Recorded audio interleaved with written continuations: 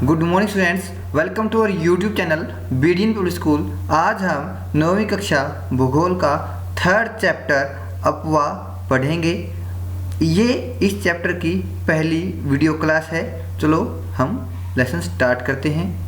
अपवाह शब्द एक क्षेत्र के नदी तंत्र की व्याख्या करता है। ठीक है, ये जो अपवाह शब्द है ये किस चीज़ की व्याख्या करता है? पूरे एक नदी तंत्र की व्याख्या करता है। समझे? यानी कि एक प्रमुख नदी और उसकी जो सहायक नदी हैं, ठीक है, उसको यहाँ पर पूरा एक नदी तंत्र बोला है। भारत के भौतिक मानचित्र को देखिए, आप पाएंगे कि विभिन्न दिशाओं से छोटी छोटी धाराएं आकर एक साथ मिल जाती हैं तथा एक मुख्य नदी का निर्माण करती हैं।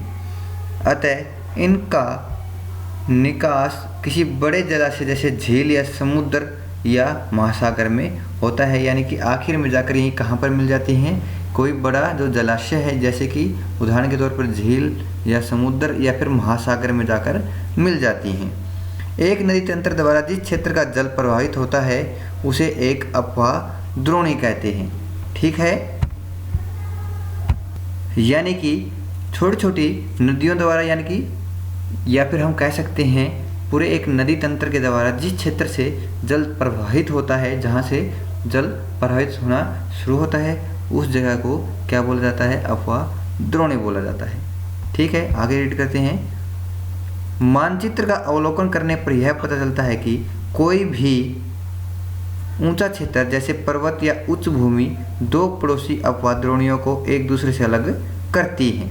ठीक है, ये देखिए, ये एक चित्र है कि मानचित्र का जब आप ध्यान से अवलोकन करेंगे, उसको ध्यान से देखेंगे तो आपको पता चलेगा कि कोई भी ऊंचा क्षेत्र, ठीक है, जैसे कोई उच्च भूमि हो या फिर पर्वत हो, वो जो आसपास की जो पड़ोसी अपवाह द्रोणी होती हैं उनको अलग करते हैं। देखो, ये है एक धारा ए, धारा ब। ठीक है, यहाँ पर कोई एक नदी तंत्र यहाँ से बह रहा है और दूसरा नदी तंत्र यहाँ से बह रहा है। तो इनका जो विभाजन है, इनको एक दूसरे से अलग कौन करता है? या तो इन दोनों के बीच में कोई उच्च भूमि मिलेगी, ठीक है, यानी कि ऊंची भूमि मिलेगी, या फिर इनके बीच में एक पर्वत मिलेगा जो इन दोनों को एक दूसरे से अलग करेगा, इनका विभाजन करेगा। ठीक है, आगे रीड करते हैं। विश्व की सबसे बड़ी अपवाह द्रोणी अमेजन नदी की है। क्या आप ये जानते हैं? ठीक है, कि जो विश्व की जो सबसे बड़ी अपवाह द्रोणी है वो कहाँ की है? अमेजन नदी की है। अमेजन नदी कहाँ पर है? उत्तरी अमेरिका के ब्राज़ील में, ठीक है, बहती है। आगे है, ज्ञात कीजिए भारत में किस नदी की अपवाह द्रोणी सबसे बड़ी है। ये आपके लिए एक क्वेश्चन है, प्रश्न है। इसका आप उत्तर हमारे वीडियो के कमेंट सेक्शन में देंगे। आगे है,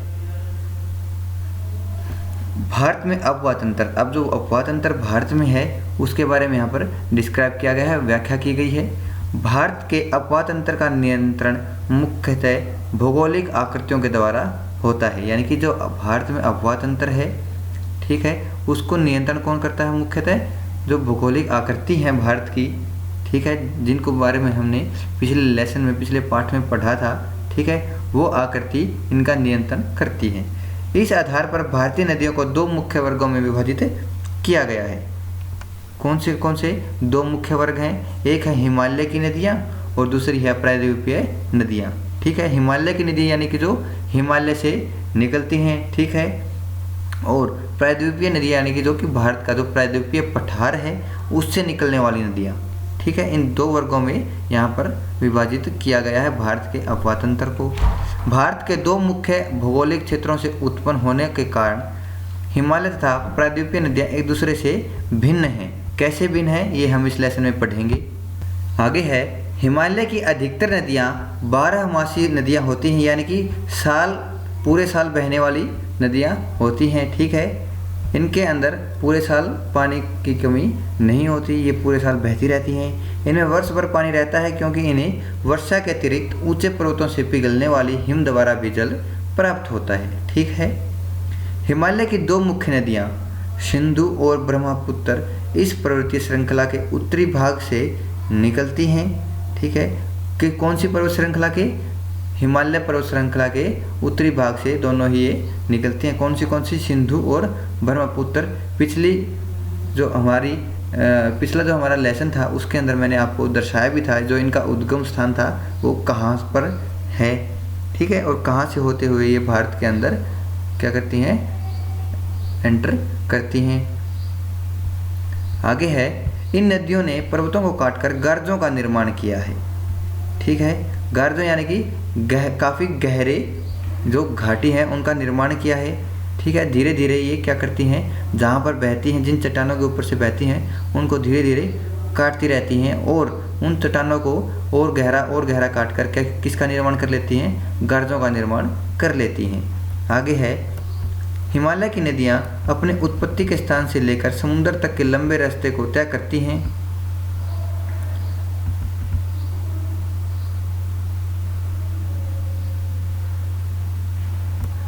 ये अपने मार्ग के ऊपरी भागों में तीव्र अपरदन क्रिया करती हैं तथा अपने साथ भारी मात्रा में सिल्ट एवं बालू का संवहन करती हैं। यानी कि जो ये नदियाँ होती हैं क्या करती हैं, कौन सी वाली नदियाँ, हिमालय से निकलने वाली नदियाँ, ठीक है। ये जो इसका ऊपरी भाग होता है यानी कि पर्वतों से जब ये निकलती हैं, जब ये ऊंचाई पर होती हैं तो ये अपरदन की क्रिया यानी कि मिट्टी को अपने साथ बहाकर ले आती हैं, ठीक है। क्या क्या चीज़ें लेके आती हैं, सिल्ट और बालू अपने साथ बहाकर ले आती हैं। मध्य एवं निचले भागों में नदियाँ विसर्प, गोखुर झील और बाढ़ वाले मैदानों में बहुत सी अन्य निक्षेप आकृतियों का निर्माण करती हैं। कैसे दिखाते हैं आपको, ये देखो, ये है नदी का कोई स्रोत, ठीक है। ये ऊपरी भाग में क्या करती हैं, काफ़ी ज़्यादा अपरदन करती हैं, अपने साथ सिल्ट और क्या लेके आती हैं, बालू लेके आती हैं। जैसे जैसे क्या होता है कि ये निचले यानी कि मध्य भाग में आती जाती हैं, ठीक है। ये किस चीज़ का निर्माण करती है, विसर्प यानी कि सांप की तरह ये आकार लेना शुरू कर देती है, देखो ऐसे, ठीक है। और गोखुर झील क्या होता है, मान लो इस फिगर में देखो आप, धीरे धीरे ये मिट्टी का अपरदन करती रहती हैं, ठीक है। आप यहाँ पर देखो, यहाँ इस तरह, ठीक है, ये एक आकृति ये बना लेती है विसर्प के रूप में, ठीक है, एक सर्प के रूप में, सांप के रूप में, ठीक है। ये धीरे धीरे यहाँ ये वाली मिट्टी है जो बीच वाली मिट्टी, इसका अपरदन करती रहती है और यहाँ से भी, इस साइड से भी इसका अपरदन करती रहती है। धीरे धीरे ये वाली धारा इस धारा से सीधे तौर पर जुड़ जाती है, ठीक है, सीधे तौर पर जुड़ जाती है। फिर इसको यहाँ इस तरह से बहने की ज़रूरत नहीं रहती, ये फिर सीधी हो जाती है, अपने आप को सीधा कर लेती है और यहाँ पर किसका निर्माण हो जाता है, इस वाली जगह पर गोखुर झील का।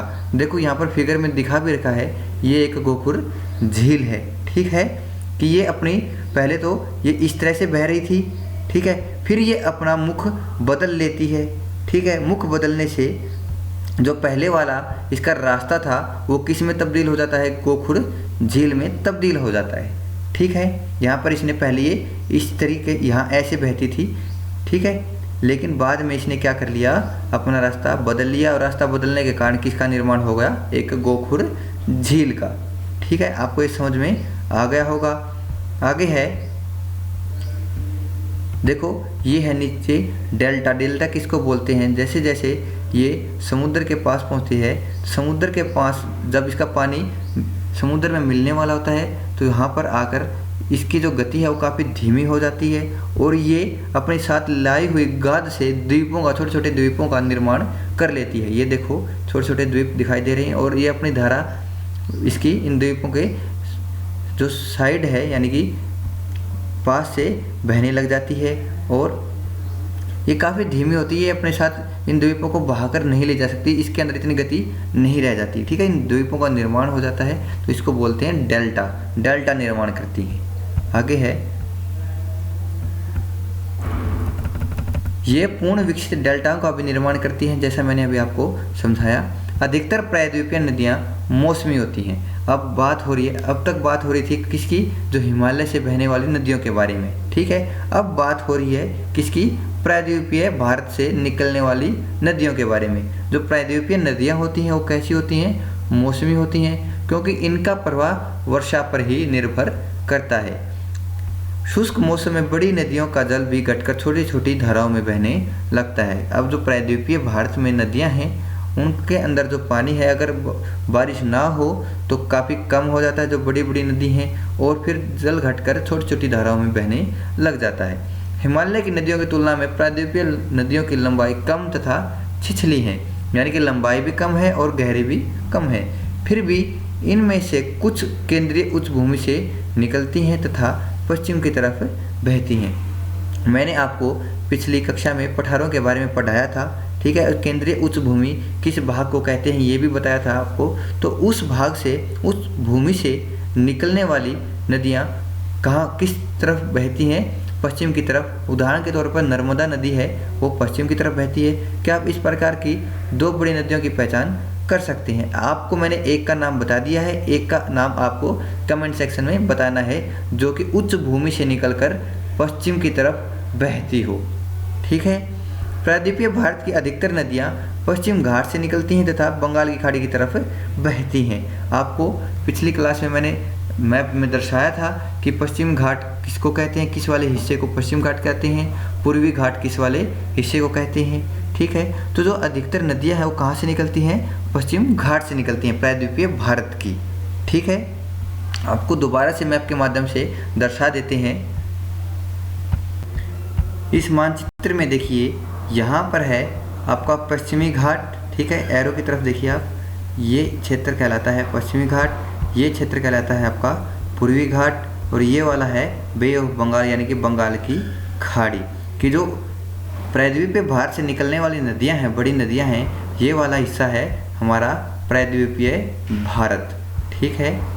मैंने आपको पिछली क्लास में बताया था, ठीक। इससे निकलने वाली यानी कि यहाँ पश्चिमी घाट से निकलने वाली नदियाँ पश्चिम से पूर्व की तरफ यानी कि पश्चिमी घाट से पूर्वी घाट की तरफ बहती हैं और कहाँ पर मिल जाती हैं? बंगाल की खाड़ी में मिल जाती हैं। और मैंने बताया आपको अभी जो मध्य उच्चवत से निकलने वाली नदियां हैं वो किस तरफ बहती हैं? पश्चिम की तरफ यानी कि इस तरफ। ये देखो, एक नदी का मैंने आपको नाम बता भी दिया था, नर्मदा नदी, ठीक है। और दूसरी नदी कौन सी है जो इसी के समांतर पश्चिम की तरफ बहती है और अरब की खाड़ी में मिल जाती है? वो है ताप्ती नदी, ठीक है। आपको समझ में आ गया होगा। आगे लेसन रीड करते हैं। नेक्स्ट है हिमालय की नदियाँ, यानी कि हिमालय से निकलने वाली नदियाँ। सिंधु, गंगा तथा ब्रह्मपुत्र हिमालय से निकलने वाली प्रमुख नदियाँ हैं। ये नदियाँ लंबी हैं तथा अनेक महत्वपूर्ण एवं बड़ी सहायक नदियाँ आकर इनमें मिलती हैं। किसी नदी तथा उसकी सहायक नदियों को नदी तंत्र कहा जाता है। पाठ की शुरुआत में मैंने आपको बताया था कि एक बड़ी नदी होती है और उसकी जो सहायक नदी हैं उनको क्या बोलते हैं? नदी तंत्र बोलते हैं। अब है सिंधु नदी तंत्र। सिंधु नदी का उद्गम मानसरोवर झील के निकट तिब्बत में है, ठीक है। आपको दोबारा से मानचित्र में दिखाते हैं। इस मानचित्र में देखिए, ये है ब्रह्मपुत्र नदी, ठीक है। और ये यहाँ पर मानसरोवर झील, ठीक है, यहाँ से ये इसका उद्गम स्थान है। और ये वाला क्षेत्र तिब्बत के अंतर्गत आता है। फिलहाल तिब्बत के ऊपर किसका कब्जा है? चीन का कब्जा है, ठीक है। ये वाला क्षेत्र किसका है? तिब्बत का है। और तिब्बत के जो मानसरोवर झील है वहाँ से इसका उद्गम स्थान है। आगे रीड करते हैं लेसन। सॉरी, हम अभी सिंधु नदी तंत्र के बारे में पढ़ रहे थे और मैंने आपको ब्रह्मपुत्र नदी तंत्र के बारे में बता दिया। ब्रह्मपुत्र नदी तंत्र हम सिंधु नदी तंत्र के बाद में पढ़ेंगे, ठीक है। जो सिंधु नदी है यानी कि जो यहाँ पर इंडस से रिप्रेजेंट कर रखा है, ठीक है, ये भी कहाँ से, इसका उद्गम स्थान कहाँ है? ये यहाँ पर मानसरोवर झील है, इसके निकट से ही इसका उद्गम स्थल है। और ये भी तिब्बत से ही निकलती है, चीन अधिकृत तिब्बत से ही इसका उद्गम स्थान है। ब्रह्मपुत्र और जो सिंधु नदी है दोनों का जो उद्गम स्थान है वो काफ़ी पास पास है। आगे रीड करते हैं हमारा लेसन। पश्चिम की ओर बहती हुई यह नदी भारत में जम्मू,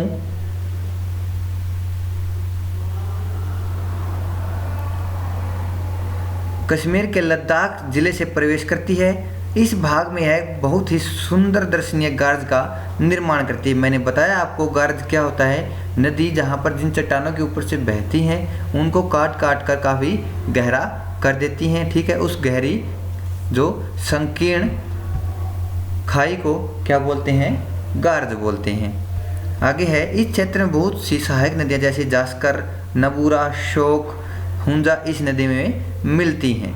सिंधु नदी बलूचिस्तान तथा गिलगित से बहते हुए अटक में पर्वतीय क्षेत्र से बाहर निकलती है। फिलहाल जो गिलगिट बलूचिस्तान का जो क्षेत्र है, ठीक है, ये भारत के अंदर नहीं आता। वैसे तो ये भारत का ही हिस्सा है, लेकिन फिलहाल इसके ऊपर कब्जा किसका है? पाकिस्तान का है, ठीक है, जिसको POK बोलते हैं, पाकिस्तान ऑक्यूपाइड कश्मीर बोलते हैं, ठीक है। अब मैप में देख लेते हैं। यहाँ पर एक मैप है,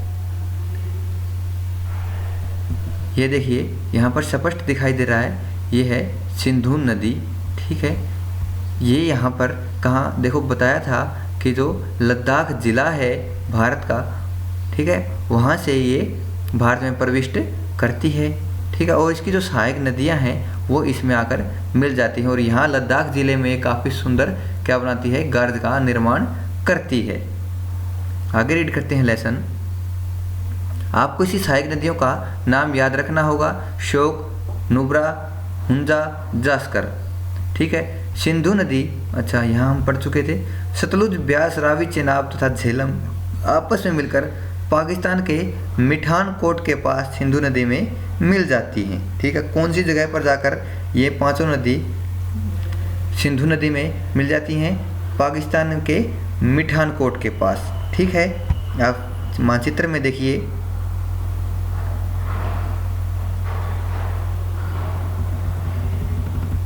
देखो ये है सिंधु नदी, ठीक है, जो यहाँ गिलगिट बलूचिस्तान से होते हुए कहाँ एंटर करती है, कहाँ पर प्रवेश करती है? पाकिस्तान के अंदर प्रवेश कर जाती है, ठीक है। और फिर जो ये नदियाँ हैं झेलम, चेनाब, रावी और सतलुज, कहाँ पर? मिठान कोट के पास, ठीक है। ये मिठान कोट कोई जगह है पाकिस्तान में, वहाँ पर जाकर ये सारी इससे मिल जाती हैं, इसके अंदर प्रवेश कर जाती हैं, ठीक है। यानी कि झेलम, चेनाब, रावी और सतलुज नदी भी इसकी सहायक नदियां हैं। आगे रीड करते हैं लेसन।